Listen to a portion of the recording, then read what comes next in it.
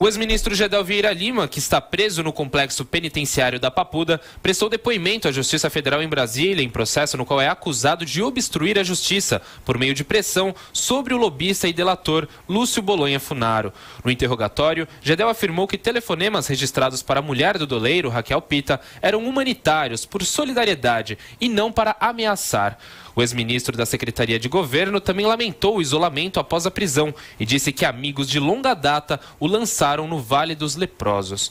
Por orientação da defesa, Gedel não respondeu aos questionamentos do Ministério Público, se manifestando apenas para dizer que não tinha conhecimento de quantas vezes ligou para a mulher de Funaro.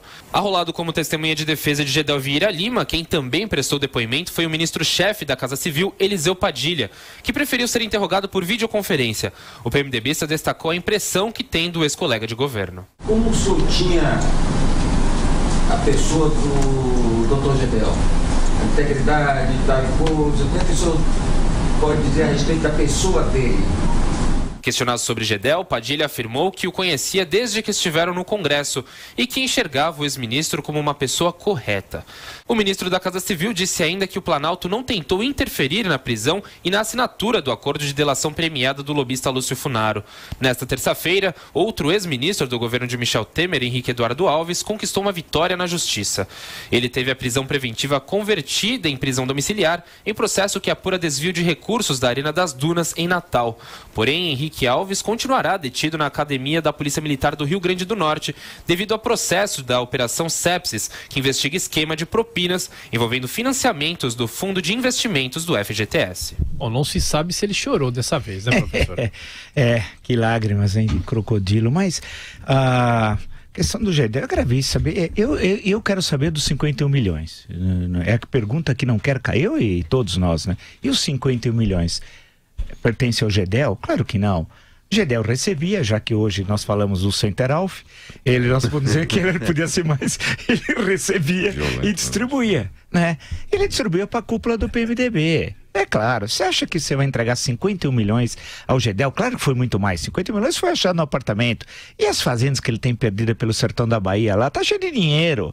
Ele recebia e distribuiu para a cúpula do PMDB e para pessoas poderosíssimas do Brasil, e o ouvinte inteligente sabe de quem eu estou falando, né? É isso. Essa que me parece que é a grande questão. É um negócio assim, o tempo vai passando, não é possível. Em qualquer país sério, fecharia a República, que seria construída uma nova após encontrar no apartamento de um ex-ministro aquele valor, né? Em malas e caixas. Lembrando que ele fez parte do Ministério do governo Temer e saiu pelo episódio do apartamento. Porque eles tratam a coisa pública como coisa privada. Eles não estão na República, né? É coisa privada, né? Ele teve a história do apartamento que ele não estava nem aí, pressionou então o ministro da Cultura, e depois num apartamento, você imagina que ele usava para depositar dinheiro e deixava jogado ali, né? As malas e caixas. É um negócio assim inacreditável, né? E ele mudou, inclusive as malas originalmente estavam no apartamento, depois passaram para outro. E aí, esse homem tem que ser condição, esse homem nunca pode voltar, ver a luz do sol, né? Mas não só ele, toda a quadrilha do PMDB. Vamos aguardar, né? Que isso, e o tempo passa agora. E aí? E inclusive eu quero saber da mala do Rocha Loures, que é um outro assunto, aquela corridinha célebre, né? Que vai ficar na história, para todo sempre. A corridinha aqui na Rua Pamplona, ele jogando a mala desesperado no porta-malas de um táxi e tal. Também é história. Eu não sei como perguntaram.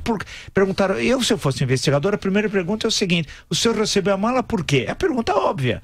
Não foi uma dádiva. Foi porque ele prestou serviços. Prestou serviços para quem? A mala não era dele. Lembre-se que ele devolveu, estou falando do Rocha Loures, R$465 mil e ficou com 35.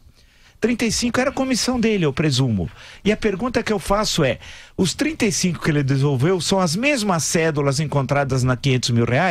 Porque a mala, antes a polícia viu. Eu espero que a polícia não seja a polícia, né, daquelas de filme do Gordo Magro, né? Tem anotado as cédulas. Se ele devolveu outros que não são as mesmas, né? É a primeira coisa.